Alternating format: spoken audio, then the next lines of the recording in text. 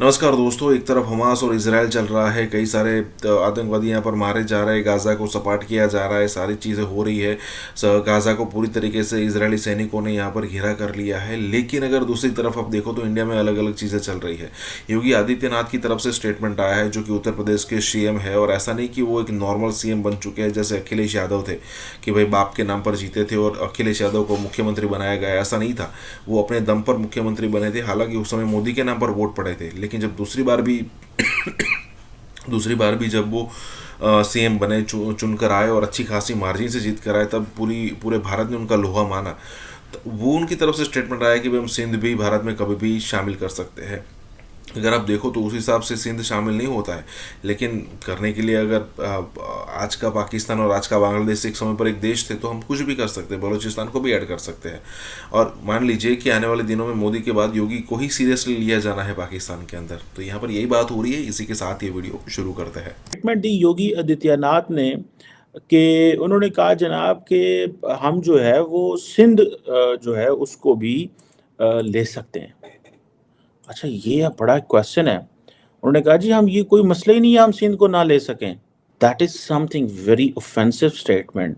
Israeli तैयारों की बमबारी से मुतादिद कसीरुल मंजिला इमारतें मलबे का ढेर बन गई। जर्मनी, फ्रांस और भारत ने खुलकर इसराइल की हिमायत की, जिसको मैं समझता हूं कि इतना आसान नहीं लेना चाहिए। It's be taken very seriously.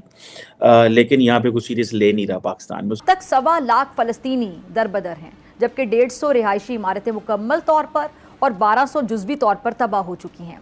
और किसी भी वक्त ये बयान हो रहा है कि वहाँ पे ज़मीनी हमला शुरू हो जाएगा और गज़ा, पूरे गज़ा पे जो है वो एक बड़ा ज़मीनी हमला होगा और वो टैक्टिकल वेपन्स वगैरह सब कुछ इस्तेमाल करने को तैयार। जो चीफ मिनिस्टर हैं यूपी के, उत्तर प्रदेश के, जनाब योगी आदित्यनाथ, उनकी स्टेटमेंट थी।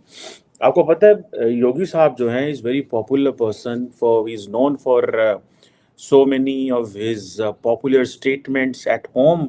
वो ख़ास किस्म का सैफरन ड्रेस पहनते हैं। ही इज़ वेरी क्लोज, जिसे कहते हैं ना आरएसएस बीजेपी के कोर, वो एक शख्स हैं। उन्होंने एक स्टेटमेंट दी जिसको मुझे बड़ा हैरानगी हुई कि पाकिस्तान के फॉरेन ऑफिस ने उसका जवाब दिया। उन्होंने जो स्टेटमेंट दी योगी आदित्यनाथ ने कि उन्होंने कहा जनाब कि हम जो है वो सिंध जो है उसको भी ले सकते हैं। अच्छा, ये बड़ा क्वेश्चन है। उन्होंने कहा जी हम ये कोई मसला ही नहीं है हम सिंध को ना ले सकें। अब सिंध जिसे वो कहते हैं ना, और वो सिंधी जो कम्युनिटी है इंडिया के अंदर, उनको कहते हैं जी उनको बताने की ज़रूरत है हिस्ट्री का। और वो कहते हैं जी उनको बताना है कि वो कितना उनकी जो जैसे कहते हैं ना कि हिस्ट्री कितनी पुरानी है। और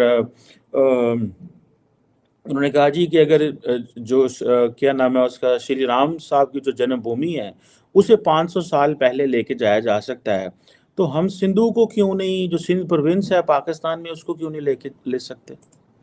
that is something very offensive statement. और उन्होंने कहा कि और वो भी जारी बात है, आपको पता है कि उन्होंने जो जन्मभूमि है राम की, जो कि बाबरी मस्जिद की साइट पे थी, अब वो टेंपल बन गया है। और वो कहते हैं जी 500 साल पुरानी हिस्ट्री हमने बदल दी है, तो सिंध क्या चीज़ है। और वो कह रहे हैं 500 साल बाद वहाँ पे लॉर्ड राम का जो मंदिर है वो अयोध्या में बन रहा है। और जिसे वो कहते हैं ना, ये भी एक है, मतलब ये एक बड़ी, मेरे लिए तो बड़ी अस्टॉनिशिंग चीज़ है। अच्छा, ये तो उन्होंने कह दिया। अब इसकी क्या कॉन्सिक्वेंसेस हैं, ये क्या स्टेटमेंट है। आपको पता है बाबरी मस्जिद जो है वो इस जगह पे थी जो अयोध्या में, वो 500 साल पुरानी एक तारीख है। और उसको पहले वो डिमोलिश किया गया, अभी उन्होंने सुप्रीम कोर्ट से सारा वो कर लिया, इजाज़त वगैरह हो गई। वो कहते हैं जी जो लॉर्ड राम है, जो कि वॉरियर गॉड है इनका, वो कहते हैं जी कि वो अयोध्या में पैदा हुए थे कुछ 7000 साल पहले, और उसके ऊपर मस्जिद बना ली गई थी 16वीं सदी में। सो दिस इज़ व्हाट वो कह रहे हैं।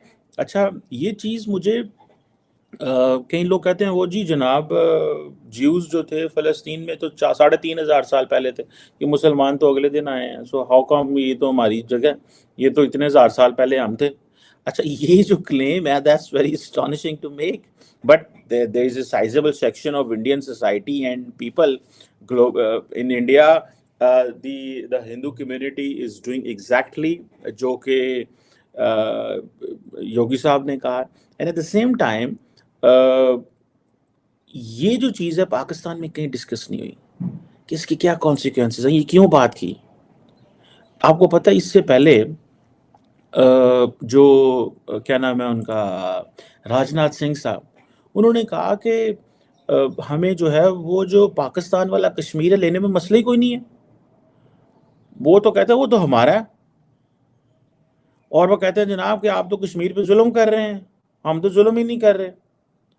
अच्छा, अब ये एक नेशनल एक ये इन्होंने 2000 ये जून में बात की थी राजनाथ सिंह साहब ने, और इंडिया की जो नेशनल सिक्योरिटी है वो ख़तरे में एंड ऑल दैट, और ये चीज़ें जो हैं ये मैं समझता हूँ। अच्छा, इसको छोड़ें, एंड देन अमित शाह साहब, अमित शाह आपको पता है इज़ अ कोर, ठीक है जी, जिसे वो कहते हैं ना, वो है एक शख्स है, is everything in the BJP, prime minister Modi, Amit Shah साहब, राजनाथ सिंह साहब जो पीछे साइलेंट बैठ के काम कर रहे हैं, अजीत डोभाल साहब, एंड देन डॉक्टर जो जयशंकर साहब हैं, he is the face of them, international face है उनका, जो सारी जो हिंदुइज्म